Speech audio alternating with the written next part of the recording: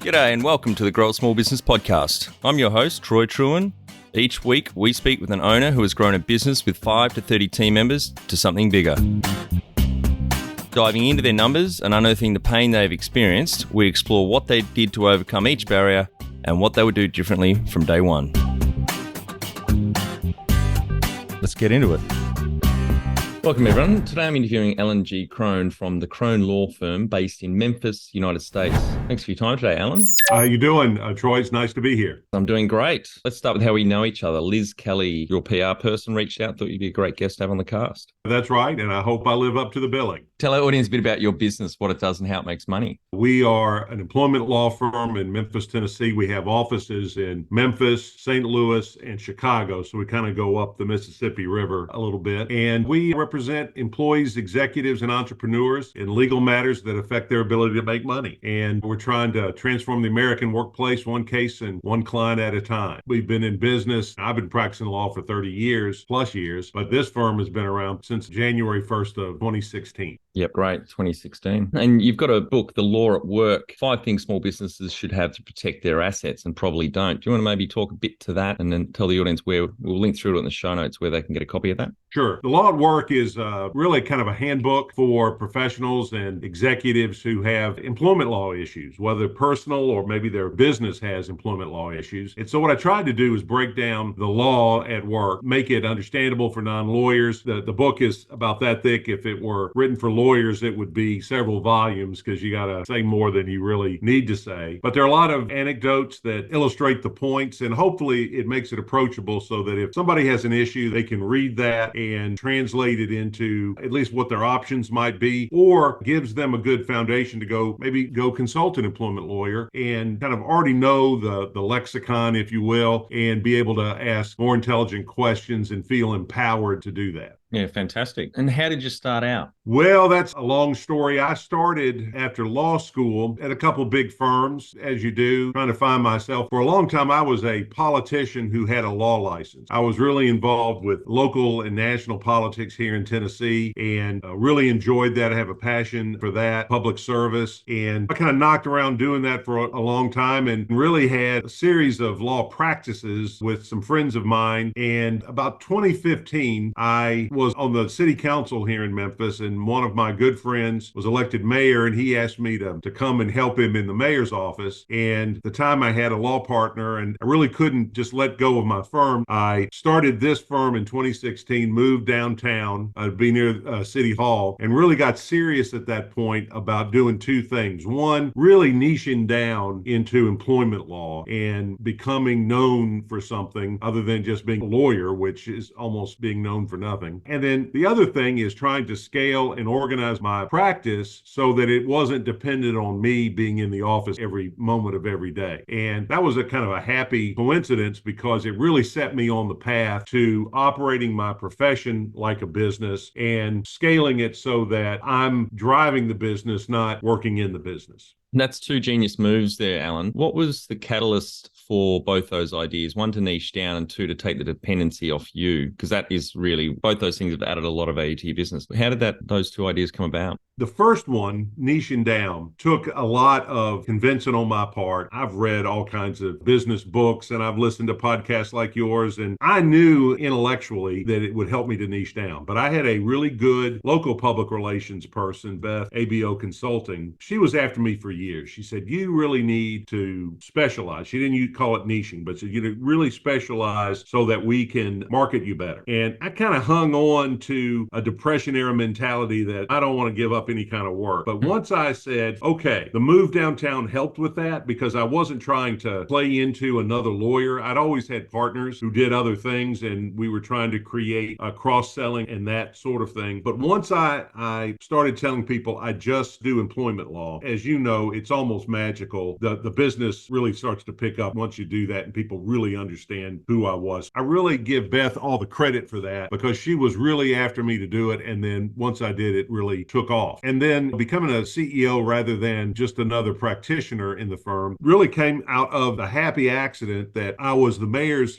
senior policy advisor, and I spent most of my time at City Hall. And really for 4 years, that was my primary priority. And by necessity, I had to take myself out of the cases. I had to delegate more. I had to bring more people in. And I may have been born yesterday, but I stayed up all night. I saw what that did to the profitability and efficiency of my firm. And I think as lawyers particularly, we suffer from a certain lack of humility about our skills. And the truth of the matter is that most consumers of legal services want good results, but what they really want is time and attention and effort on their behalf. And if you give it to them, just like I would know a great plumber if I saw one, they wouldn't know a great lawyer and if they saw it. They just want somebody to keep their case moving and keep them. A mentor of mine in politics said people want to feel relevant and loved. And that's true of clients as well. And so once we started giving them that, I would just in a very honest and transparent way say, well, I know that you came here because you heard about me, but my associate here is really, really good. And she's a lot cheaper than I am. And she'll get you a great result. And we give the good client service. And then the more I did that, the more actual time I spent at the office, the more profitable it was. And so that's how I kind of made that transition, although I still ran cases and represented clients even all through that period. And there was a critical moment, a member of a mastermind group of law firm owners in the Southeast. And at this point, I'd been going to that for 2 or 3 years. And I just had an epiphany during one of the workshops. And I told the group, I said, look, a year from now, I'm either going to have a W-2 from another firm or I'm going to be a full-time CEO. I spent the next 6 months discerning which one was best for me and best for my clients and best for my organization. And I decided, okay, I'm going to focus full-time as a full-time CEO. And then I spent the next 6 months working myself out of cases and making that possible. We went from a situation where we were grossing about $800,000 a year. We had a decent margin as of last year doing $3 million in the course of really a year and a half, 2 years. Wow. And I really hired more people, not fired people, really focused on data-driven decisions based on marketing and just have a really, really good senior leadership team. And then once I was focused on growing the practice, it's just amazing how quickly it grew.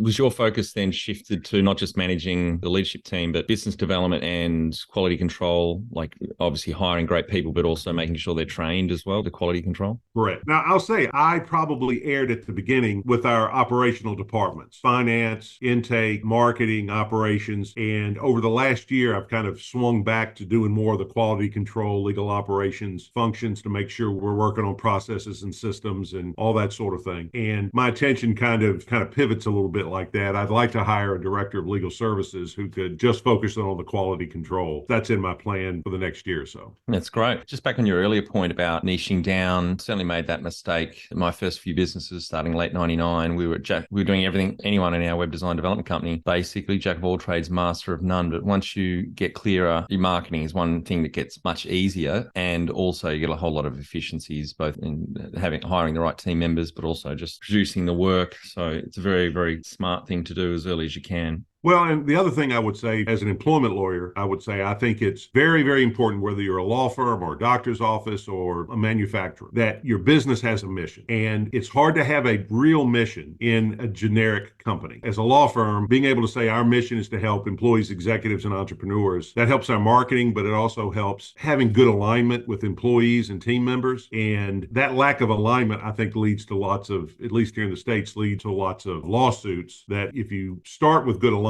you're going to have less friction with your employees. And that all starts with a good mission. Yep, totally agree there. You started in 2016. How old were you then, Alan, when you started to run your own business? I was 51. 51. Great. You've mentioned some key numbers there with your top line growth. That's amazing. 800,000 a year and a half later, hitting around the 3 million mark. That's phenomenal growth. Any other key numbers you can share to illustrate the growth? Maybe the number of team members you started with, full-time equivalent to where you're at now? Yeah. In 2016, I think we had 4 and we've got 25 now. And as I say, we started with 1 office. Now we have 3 offices where every month we've grown in terms terms of lead generation, and we're closing the gap on lead generation and qualified leads, which is a number we pay a lot of attention to because a lot of people get fired and want to talk to a lawyer that unfortunately there's not much we can do for them. So we've really tried to focus our marketing on education so that people know kind of self-screen before they call in. Those are the main ones that we've tracked. And then our average case value has steadily gone up as well, which is another way of managing the growth.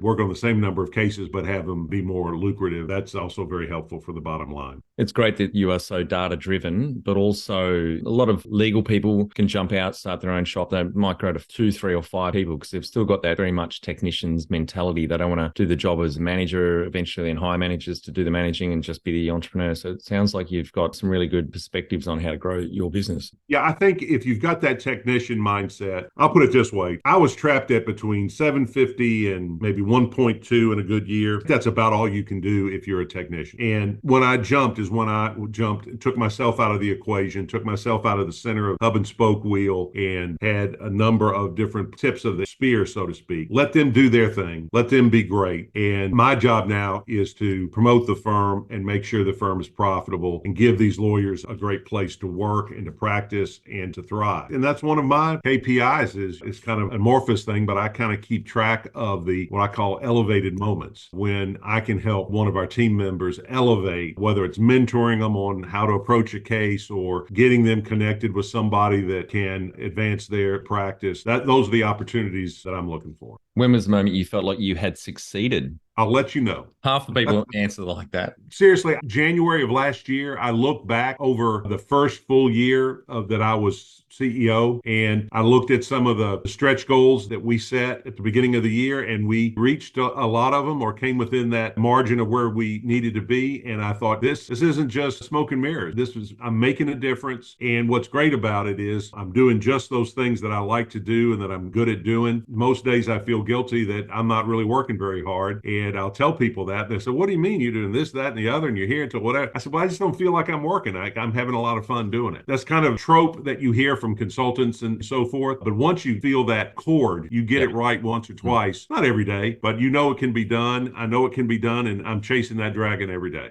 And what does success look like to you? Sustainability. Success, if you make it an endpoint, one or two things are going to happen. Either you're going to get there and kind of where do we go from here, or you're never going to get there and you get disenchanted and tired because you're not getting to whatever you mold success to be. But to me, success is a long con. It's not a short one. And it's having a good reputation, having good integrity, day in, day out, week in, week out, year in, year out, hitting your goals, setting good goals. And if you're doing that consistently, to me, that makes you successful, and other people are going to see that. And you've got to measure it internally. You can't measure it by what other people are thinking because you have no way of knowing what other people are really thinking. Even when they tell you, they're probably not telling you exactly what they're thinking. So that's success for me. Number one thing you'd recommend to marketing a fast-growing business? Being very, very deliberate and targeted and keeping good metrics of what you're doing and trying to figure out a way to determine what's working and what's not working. And then when you find something that works, just repeat it. I'll just speak for lawyers. When I first started really getting into the marketing and business side of it, I think I was looking for, and most lawyers are looking for, some sort of magic bullet that the guy down the street has figured out. And without changing my lifestyle, without making any sacrifices, all I have to do is shoot this magic bullet, and all of a sudden I'm going to go from $200,000 to $2 million.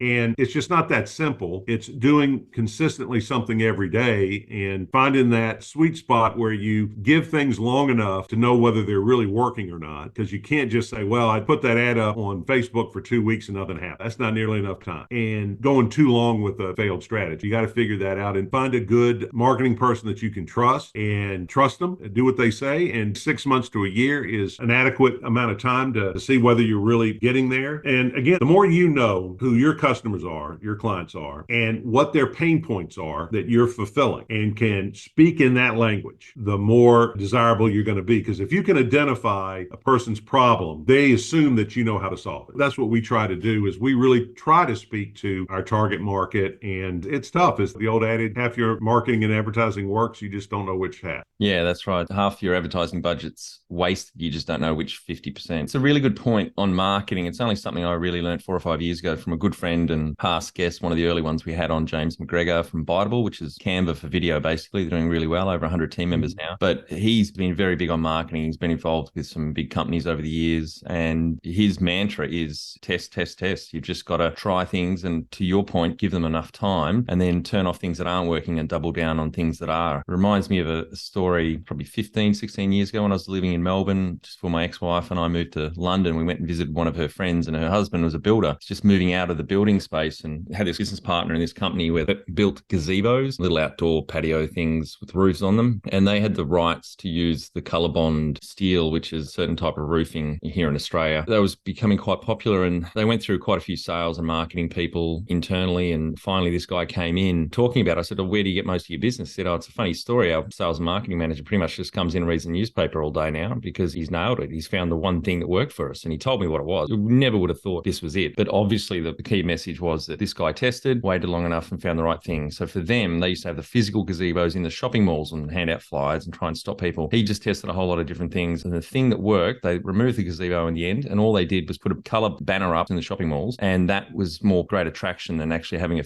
massive physical gazebo there with a person on it. Just rings true to the point you were just making about test, test, test. How did you fund the business? I was not a wealthy man when I started. I'm still not a wealthy man. But basically, I funded it with operation. I've had a line of credit that I've used from time to time, but just try to stay within that and make investments when I have the money to make them. I didn't go out and get a big loan or anything like that, mainly because I had no idea how to do it. I had no idea how to develop a business plan or any of those things. I've been fortunate in that I've had some good settlements and good verdicts that were surplus. And so I've mowed that back into the business, and I take very little out of it. A growth mode, reinvesting all the time. And do you have a vision for how big you want the business to be, like number of team members or top line? Yeah, I would really like to have 2 more offices on either coast so that I've got a nationwide footprint. I'd like to get about $10 million with 10 teams of lawyers doing $1 million each. That's my 3 to 5 year goal right now. And then once we get there, then we see what the legal landscape looks like, because it's changing every minute. Our profession is going through a big reorganization, consolidation, and we'll just have to see where that goes. And one of the things I'm looking at is, at some point, I need to have this firm in a position that if there's more consolidation, it'll be an attractive acquisition target. Have you done much reading around exiting? I have. Law firms are tough because you can't sell it to a non-lawyer. And the traditional way to do it is to develop younger lawyers and then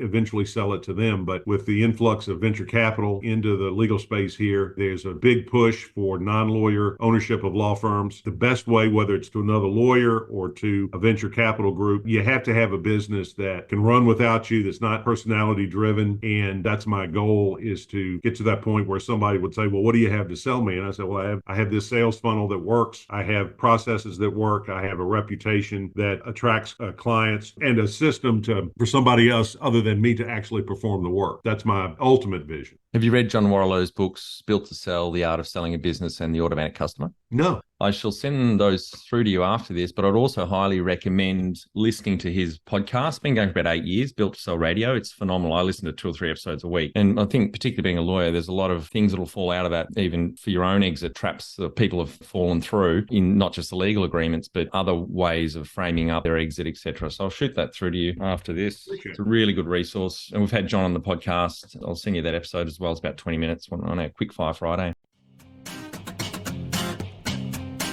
Are you a small business owner who is ready to take your professional growth to the next level? Sign up to the Grow a Small Business Weekly newsletter. This is your go-to email every Friday and will take about 2 minutes to read. Join the Grow a Small Business community who, like you, are investing in their professional development. Each week, we curate valuable resources, whether it's expert advice, books, podcasts, industry insights, or actionable strategies. We've got you covered. Leave your email at growasmallbusiness.com/weekly.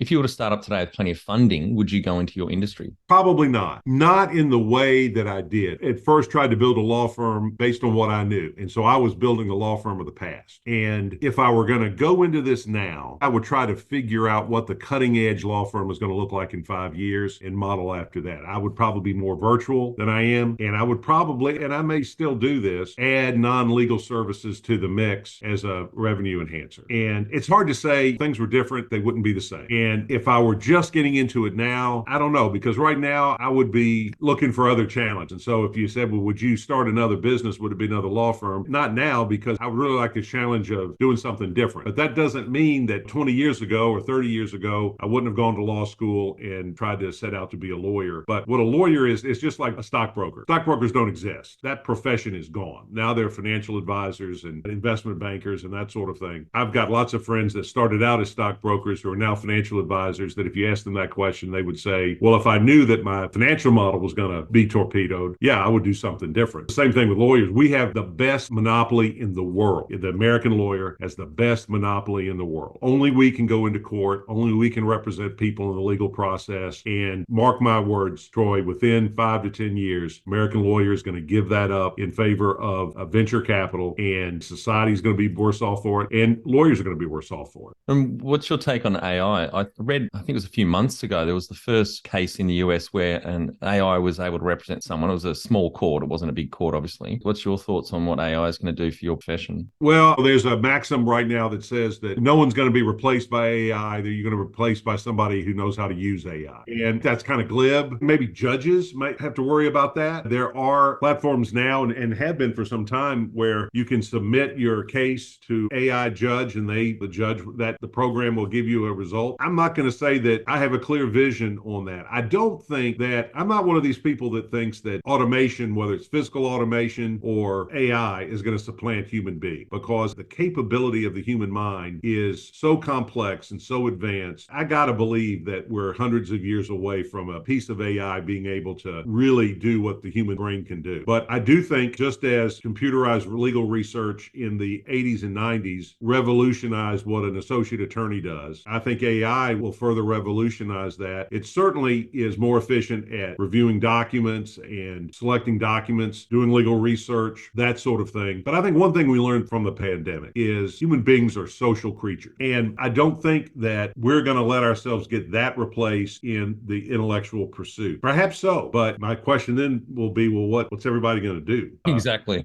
And I've said that for years. I mean, automation of the workforce means that we're going to displace a lot of workers, unskilled workers or semi-skilled workers. And as a society, how are we going to deal with that when we have, hundreds of thousands of people, maybe millions of people who are unemployed, not because they don't want to work, but because there's just not enough jobs for them or whatever. That's part of the AI conundrum. Is AI will change how we charge for legal services, because the hourly rate is going to be discounted as a result. And I always tell people, try to look at the value being added and be willing as a consumer to pay for the value. At the same time, rejecting where you're paying for non-value. If I charge the same amount to make a phone call as I do to stand up in court, which is what every lawyer does, there's a huge inefficiency there. AI will impact how lawyers charge and how they do their work, but I don't think they will supplant lawyers. Can you outline the most stressful point in your small business growth journey so our audience can learn from it? Managing cash flow. Again, I was a political science major and I was not a business major. I've had to learn accounting and all of these things and being disciplined on a budget and that sort of thing. And I wish that I had been more disciplined on a budget and done more forecasting early on. We're doing that now, but that contributed to when I would have a cash flow issue, because I wasn't really anticipating revenue and expenses and that sort of thing. That's always been the biggest stress point for me. And I tell you, it's never fails that I've always been able to rise to those challenges and make my payroll and pay my bills and all of that. But it's something you've got to be very disciplined about. Yeah, totally. And that's why in our business transformation program over 90 days, right at the start, we work on a 10-year financial forecast for the business, because I believe that's the heart of the growth, is understanding your numbers, not just your cash flow, but gives you a handful of KPIs that fall out of that are really important for the team to be hitting. What area in business do you feel you've had to work on the most to add the greatest value? I've been spinning plates for so long, it seems like they're all pretty important to me. I think making the phone ring for me is the biggest. That's the lifeblood. And having the right people calling is important, because you can get a ton of calls, but if they're not qualified leads, then you're spending a lot of time and money telling people no when I'd rather be telling them yes. Trying to define qualified lead and trying to target qualified potential clients is probably the biggest challenge, but has the biggest payoff when I hit it. Yeah, totally agree. Have you read Donald Miller's book, Building a Story Brand? Yes. That's great to clarify your messaging. Makes it so much simpler now through that lens. When I'm looking at websites that are shit, it's mainly the copy that influences people. But I just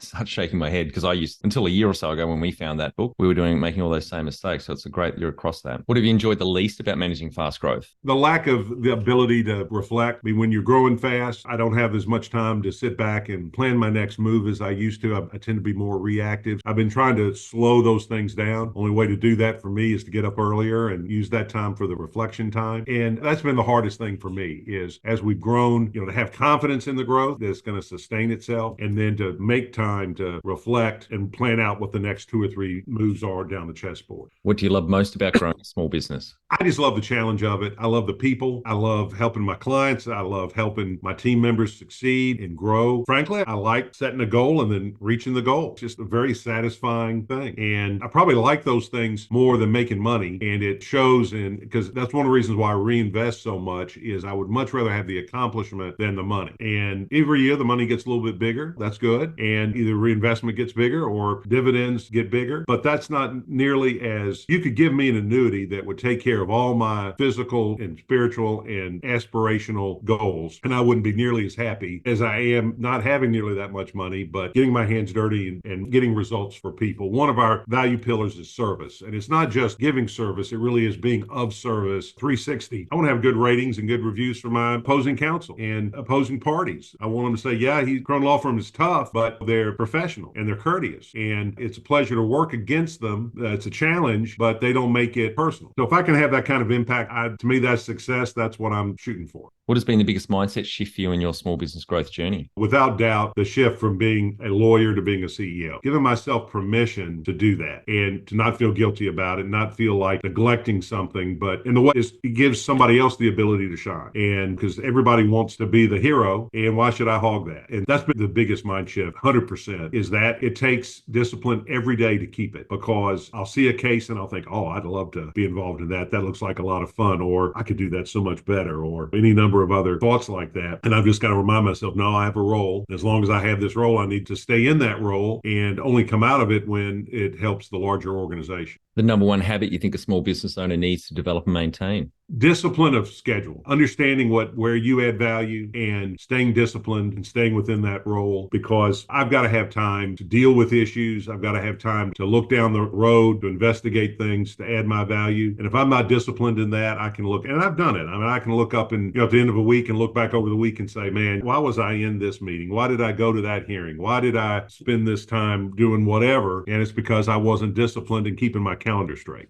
Can you talk how you've added people to the team, some wins, mistakes, and advice for those listening? The wins have been when we followed our hiring funnel. We have a hiring funnel and we do a lot of testing of folks, both in terms of cognitive ability, and we have one series of tests just on cognitive ability. Can they technically do the job? And if you don't score in the top 15%, then we don't even interview beyond that. And then we really look at personality and interest testing to make sure that we've got people that are empathetic, that can give good client service, that want to do the job that we need. Probably the second biggest epiphany I had was the fact that for every task that I don't want to do, there's somebody who loves doing it. And if you can get that person who's aligned with your mission, those have been the big successes that I have had. And we have a bunch of them. And then I've had some folks that I hired for whatever reason, and I knew this person's not aligned with our mission, or this person really isn't emotionally set up for it, or this person doesn't have the skills. And I always say now I hire to present ability rather than saying I'm going to hire and train them up, because that training it up never really works. In American business, people don't think they have time for training. We front end a lot of training. In fact, I've got a new cohort of folks starting St. Louis office next week, and they're coming to Memphis, and we're putting them through 2 or 3 days of training. I really don't expect them to be in the saddle until January or February, because we want to get them up to speed. And I'm not saying we do the best job at that, but I think we're the top 1% of law firms, because it's usually, well, let's get a lawyer and let's run them out there. They're a lawyer. They're supposed to know what to do. Well, I could talk about that in fact, I just did an hour on did a webinar on that sort of thing this morning. And I'm just, after doing this employment law for 30 years, so often, if you could eliminate misalignment and if you could ensure that everybody is really trained to not just do the job, but to do the job the way the employer wants it done in an objective way, it would put me out of business, no doubt. Yeah. What are some of the things you recommend to building a sustainable and kick-ass culture to help the growth?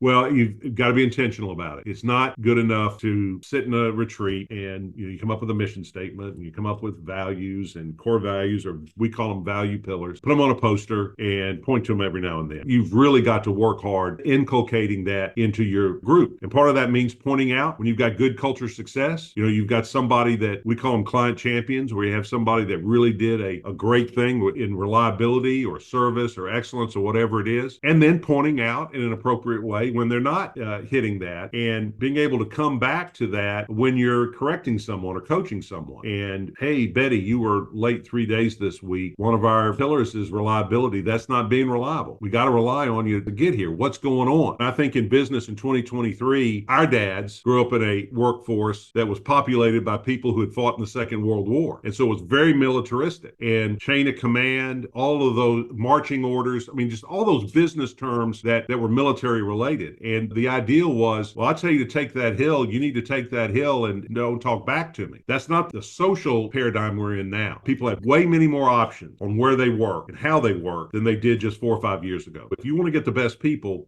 you've got to have a mission, because that's what folks now want. And I'm not a big believer in generational preferences. I think people who live right now buy into that. And so whether they're 58 or 28, people want to feel like, okay, I want to feel like doing something bigger than myself. And so it does take more give and take, because our society is more customized and it's more give and take oriented, and people have more choices. You've really got to engage people on a personal level, and the companies that aren't doing that right now are getting sued right and left, and they're not doing well, and they're wondering why. And it's like an airlines, you get laid over a couple of times and bad service, and I always turn to whoever's standing next to me and say, man, and they wonder why they're going out of business. It's that personal level, and if you don't hit it, it can be a big problem for you. Tell our audience how you've handled balance. I handle balance by realizing that my life is a continuum, and that work is not a location for me, it's an activity. If I'm here and I need to do something personal, I do it. If I'm at home and I need to do something business related, I do it. Now, I think you've got to have boundaries on that. One key is being able to set boundaries and set KPIs. Iditarod, a dog race. The people who win the Iditarod are the ones who pace themselves, that realize it's not a sprint, it's an endurance contest. A lot of them will go 20 miles a day, and then once they hit that 20th mile, they stop and rest. Sometimes that maxes out their whole day. Sometimes it maybe only takes half a day if the conditions are good, but they use that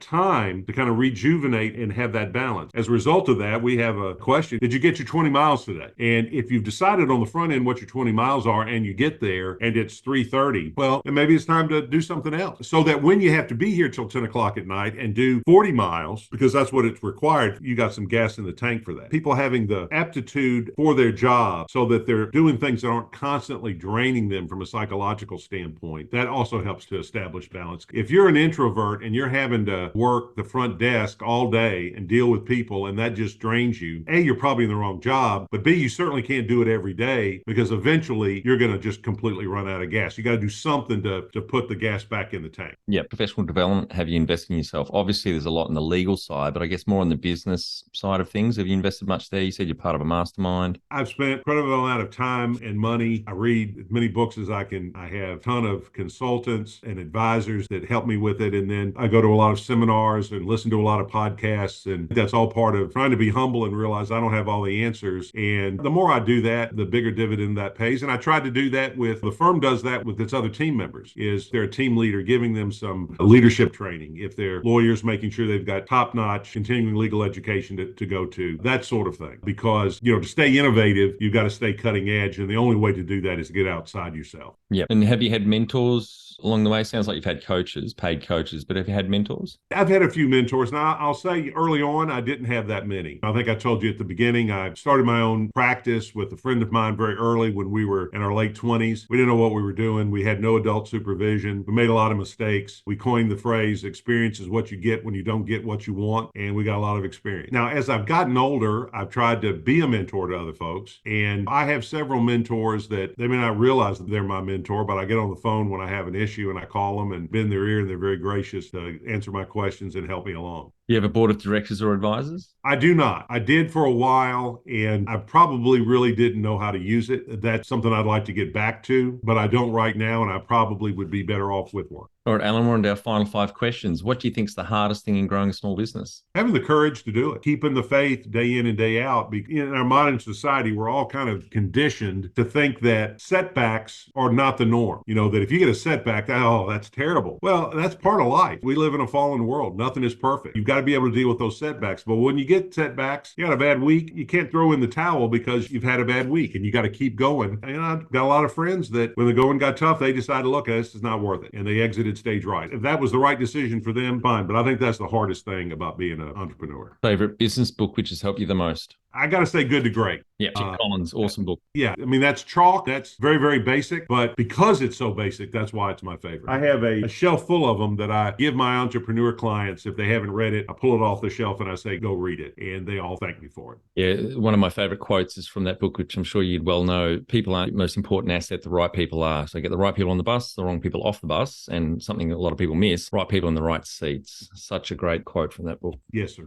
Any great podcasts or online learning tools you use for your own professional development? I listen to a lot. The Game Changing Attorney podcast, Michael Mogul. It's a great business podcast to listen to. It's focused on the legal industry. I tell a lot of entrepreneurs to go listen to it because if you just take out the word lawyer and just put in whatever your profession or industry is, a lot of those stories that they tell are transferable. One tool you'd recommend to help grow a small business? I don't know if it's a tool or not, but one of the things that really helped us is we hired a fractional CFO. And because I don't have a great business background, that really helped me to focus my financial plan and develop a financial plan and give me confidence in it because I've got a lot of good instincts, but I don't know if my instincts are actually professional and good. So having someone to bounce that off on has been a great tool for me. Finally, my favorite question. What would you tell yourself on day one of starting out 8 years ago? To be patient, to have courage, to have humility, to double down on building relationships. For a long time, and I figured this out, what exactly about it offended me about it, but I always hated the term networking. And because in hindsight, I saw it as transactional. What people were doing, they're going networking, they're going out to find people that can help them. When you do it right, it's really about finding people that you can help and that you can have a long-term relationship with. And those relationships are probably the most powerful asset any entrepreneur has. Yep, right. Thank you so much for your time today, Alan. I really enjoyed our chat. I'm sure we could talk for another hour. Congratulations to you and the team on the growth from